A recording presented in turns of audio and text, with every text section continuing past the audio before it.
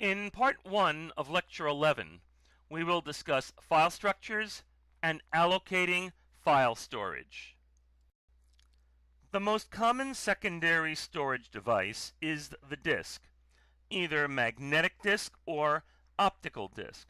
Magnetic disks are still fairly common because they are faster than optical disks and are rewritable, a capability of optical disks that is not quite that commonly used. In either case, disks are usually written and read in units of blocks, where a block of data will correspond to one or more disk sectors. Blocks are usually 512 bytes or a kilobyte times some power of 2. As disk drive capacities increase and the data requirements of operating systems and user programs increase, the size of blocks is likely to increase as well. As we will see later, the main reason for performing disk I/O in units of blocks is that most disk transfers have a large fixed amount of overhead, and reading the additional 511 bytes or 1023 bytes or so on has a very small incremental cost compared to this overhead. And considering that we will usually read more than a single byte from that block at any given time, we will almost always be better off reading or writing a larger amount of data at one time. Disks can also have two other advantages in their own right. We can rewrite them in place, that is, read the data, make changes, and rewrite it. This is not so easy on most types of optical disks, but can be done on magnetic disks and CD-RWs. Lastly, disks are direct access devices, so it is easy to set up direct access, sequential access, indexed access, or any other access method that our application requires. The file system is a construct of the operating system that makes it easy to write and retrieve data from a secondary storage device. But there are two main problems that have to be dealt with in designing a file system. What should it look like to the user, and how do we implement it on the hardware of our system? Generally, this is done by creating a file system that consists of several layers. This slide shows an example of how the layers of the file system can be organized. The highest level is the logical file system, which is responsible for maintaining the file system as the user and application programs see it. It is responsible for protection and security issues, and for implementing the procedures that applications use to create, open, read, write, close, and delete files. It uses the directory structure to provide the file organization module with the information it needs to find files. The file organization module translates logical block addresses into physical block addresses that the basic file system needs, as well as managing available blocks that are not in use. The basic file system is responsible for issuing commands to the device driver to read or write the appropriate physical blocks on the disk. On the bottom of the hierarchy is I/O control, which consists of device drivers and interrupt handlers. It produces the low-level device-specific commands that allows the device controller to perform the I/O operations necessary to meet user-level requests. This is an example of an open file table. Before a file can be accessed, it must be opened, either explicitly or implicitly. Any program using a file must open it. The open file table contains the data necessary for finding the file, determining whether the user has a right to access it, where it is located, and when it was last accessed. Not all this information has to be stored in this table. Much of the open file data in a Unix or Linux system is stored in the inode. But the open file table there would contain a pointer to the appropriate inode, which would enable the file system to find the data that it needs. The disk address listed in the prototypical file table is a block number. The index goes by one of several different names, depending on the system that you are talking about. In Unix, it is called the file descriptor. In Windows NT, it is called the file handler. On Windows or DOS, you need to know on which disk drive the file is located before you can open it. This is not an issue on Linux or Unix systems. Their file systems are designed to look seamless to the user. This is accomplished by the mounting process, which associates the file on a physical device with a particular file system, which is really a separate subsystem for the overall file system. The directory structure for the device is overlaid onto the system-wide directory structure at a particular point.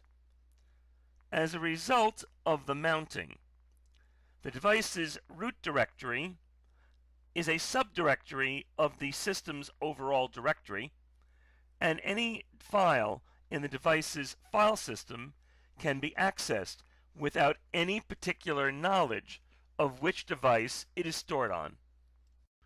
If you look at the average disk, you'll see that it contains anywhere from several dozen files to literally thousands or millions of files.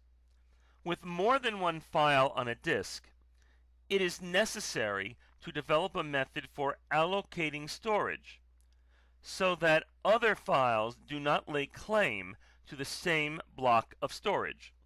Were that to happen, one file's contents would be overwritten by another over and over again, and this would violate the operating system's mandate of managing resources.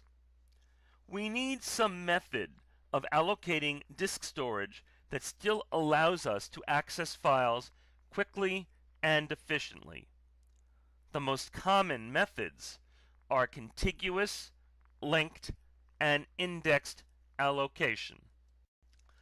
Contiguous allocation assumes that a file will consist of a contiguous area on the disk. By this we mean that it uses consecutively numbered blocks of storage. If the file is n blocks long and begins with block I, it will then use block I plus 1, I plus 2, and so on up to and including I plus n minus 1. This makes it easy to read the entire file because we just keep going from one block to the next until we read all n blocks. The problem occurs when we look to update the file and it is bigger than before. The entire file will need to be rewritten in many cases because there may not be available space immediately after it. And we have to worry about the possibility of fragmentation because of the constant rewriting of files and the smaller unusable pieces that it leaves behind unless we take the time to compact them. If we are going to use contiguous allocation, we need an algorithm to find free space. The choices are the same ones that we had when we were examining memory management. First, there is first fit, where we place it in the first block that we find that is large enough to fit it. But this may not be ideal and may lead to excessive fragmentation. We could allocate the block collection that provides the best fit for our file. That is, the smallest collection that is large enough to fit our file. However, the fragment left may be too small to be usable. Lastly, we could allocate the largest remaining block collection, the worst fit. This should leave a fragment left over, which we will certainly be able to use. Linked allocation saves us from the problem of contiguous allocation. We no longer require that all the blocks of the file have consecutive disk addresses, and we can have consecutive blocks of a file appear anywhere on the disk where there is room. The directory only needs to point to the first block of the file. The first block points to the second block, and so on. The last block of the file will have a nil pointer. The fact that there is no disk address to point to tells us that this is the last block of the file. Setting up a new file means creating a directory entry with a null pointer to indicate that the file is empty. Once we start writing in it and allocate the first block, its address will be written in its directory entry. And when we need additional space, we can allocate any available block, no matter where on the disk it is located.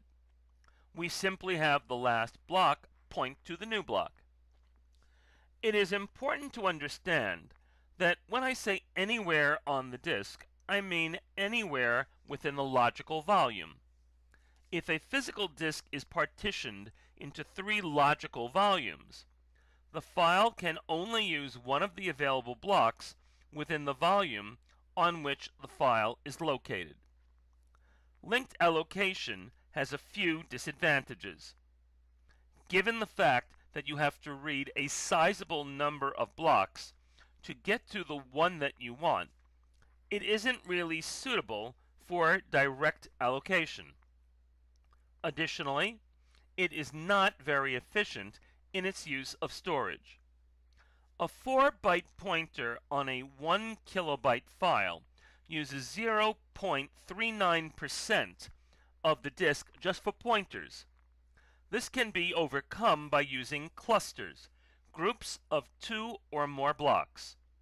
Of course, this solution increases internal fragmentation.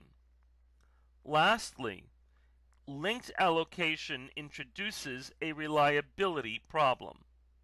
What happens if we lose that one pointer in a middle block? We can only find half the file. Any attempt to solve this, such as doubly linked lists, will only increase the storage overhead. MS-DOS used a variation of linked allocation called a file allocation table. The directory pointed to the file allocation table entry for the file's first block, and that pointed to the next entry in the file allocation table. This continued until it reached the entry with the end of file marker. That meant that this was the entry for the last block of the file.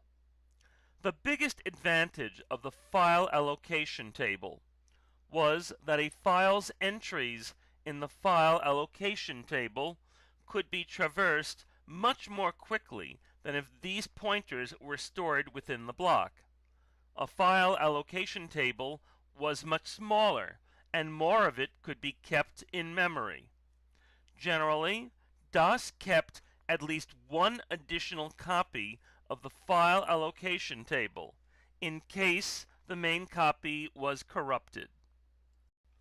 Although file allocation tables work much more quickly than linked allocation, it still results in the file addresses being scattered. The best way to gather them is in an index block. Every file has an index block, which it needs whether the file has one block of data or 100 blocks of data. Each block's entry points to the subsequent block. While this uses much more space than linked allocation, it supports direct access. Unix and Linux use a scheme similar to indexed allocation. The directory contains only two pieces of information: the file name and the number of the inode. The inode, the I is for index, contains the data that you would normally expect to find in the directory. This includes the disk addresses for the first 10 blocks of the file, although some versions may include a larger number of disk addresses. After this, there are three different degrees of indirect addresses. The next pointer is to a block that contains addresses for subsequent data blocks. This is referred to as 1 degree of indirection. The two next pointers each point to a block of addresses, each 1 degree of indirection further away from the data. The second indirect pointer points to a block with addresses of the blocks where the addresses of the data blocks are stored. The third indirect pointer sends to a block of addresses, which sends you to a second block of addresses, which sends you to a third block of addresses, which finally takes you to the data. Why do Linux and Unix do this? Because this allows the system to quickly access small files, and as the files get larger, speed is compromised in the name of providing access to a larger number of blocks. Even the original Unix design allowed files to be as large as several gigabytes in size. The two most important criteria in evaluating the allocation methods that we have discussed are storage efficiency and data block access times. The only problem is that the allocation methods that make the most efficient use of storage, the linked allocation methods, may take a long time to access data blocks, and the methods that access data blocks the most quickly, the contiguous access methods, make very inefficient use of storage. In truth, how important each of these factors are in determining overall performance depends on how the systems are being used. Systems that perform more direct access operations are better off with contiguous allocation, while those performing more sequential access are better off with linked allocation. In fact, there are some systems that take advantage of this, using linked allocation for sequential files and contiguous allocation for direct access files. We can extend this idea of hybrid file systems and use indexed allocation for those files that grow very large, taking advantage of the fact that contiguous allocation will lead to external fragmentation problems on larger files, but will be fairly efficient on smaller files.